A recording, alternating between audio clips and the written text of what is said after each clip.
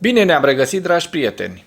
Subiectele discuției noastre de astăzi sunt: potrivit Institutului pentru Studiul Războiului, teoria victoriei a lui Putin este să epuizeze Ucraina, dar nu va reuși.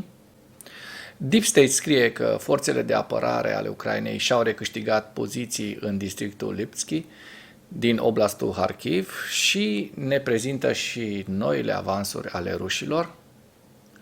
Rușii au lansat un nou atac masiv cu drone asupra infrastructurii energetice din regiunea Nikolaiv.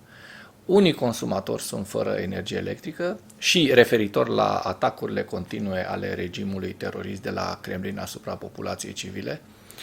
Cineva cu ceva foarte, foarte mari, cancelarul viitor al Germaniei, să sperăm, Friedrich Merz, principalul lider al opoziției germane și candidat, așa cum spuneam, la funcția de cancelar, a cerut guvernului de la Bonn să-i dea un ultimatum lui Vladimir Putin, folosind amenințarea cu rachetele Taurus.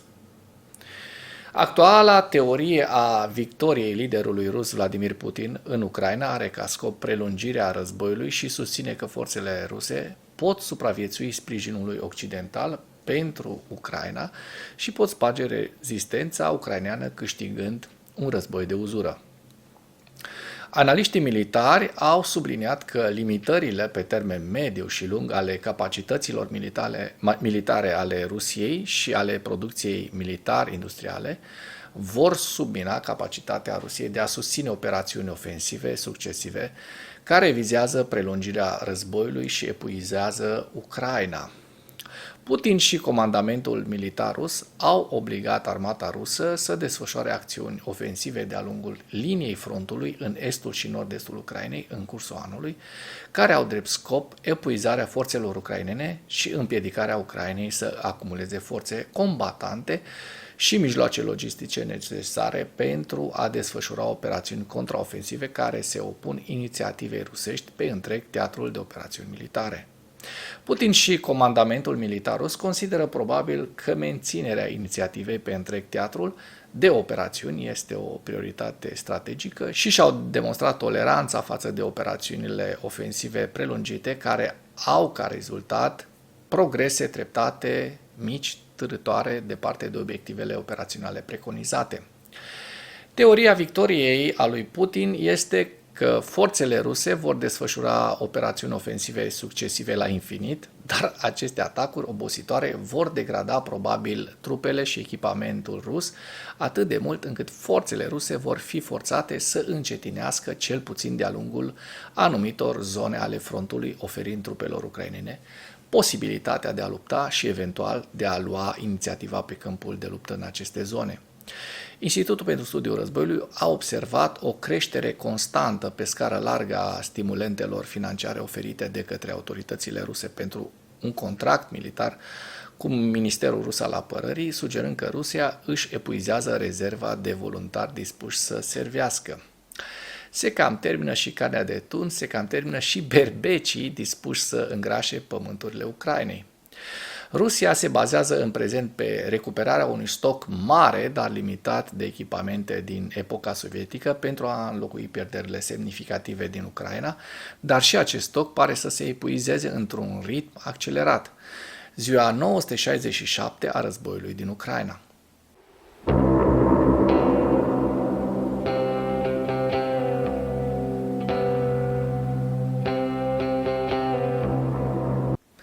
Potrivit statului major al forțelor armate ale Ucrainei, în dimineața zilei de 17 octombrie 2024, pierderile totale în lupta ale Rusiei de la începutul invaziei neprovocate asupra Ucrainei se ridică la aproximativ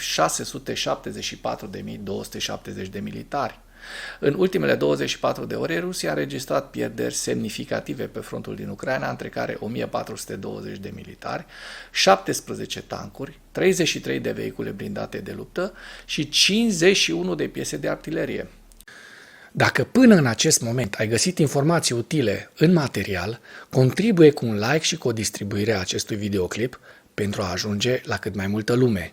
Potrivit Deep State, forțele de apărare ale Ucrainei și-au recâștigat pozițiile în districtul Liptsi din regiunea Kharkiv. În același timp, inamicul a avansat lângă New York, Katerinivka, Selidovo și Novoselidivka, iar potrivit șefului regiunii Vitali Kim, pe Telegram, în această noapte, în noaptea de 17 octombrie, trupele ruse au atacat infrastructura energetică din regiunea Nikolaiv, în urma căreia unii consumatori ucraineni au rămas fără electricitate.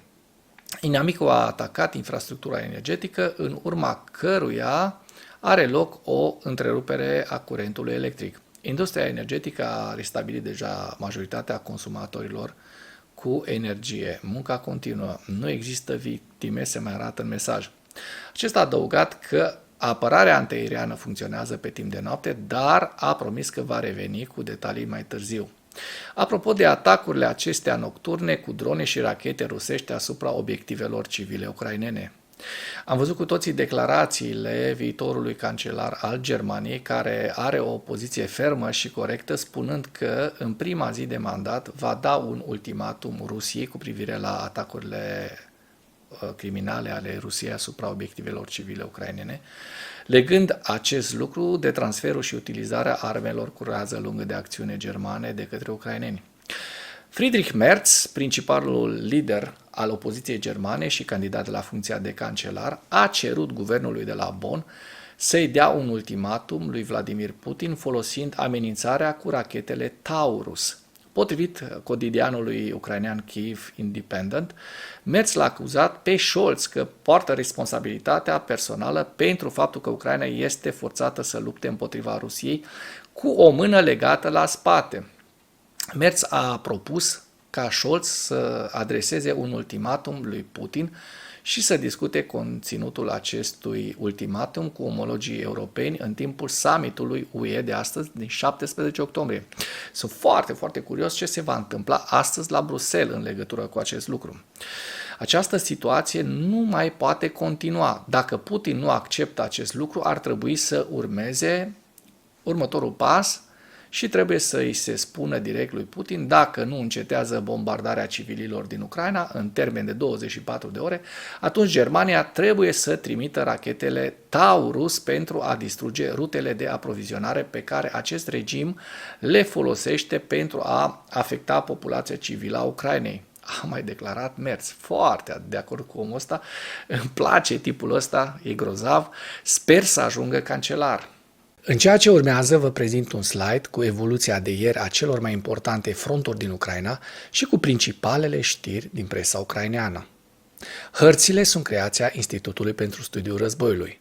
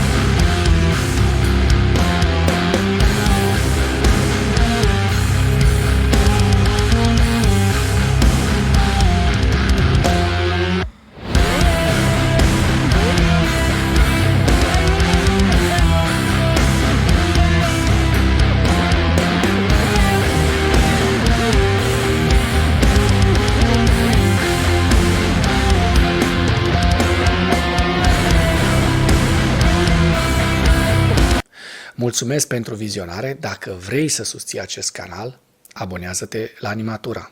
Apreciez mult asta.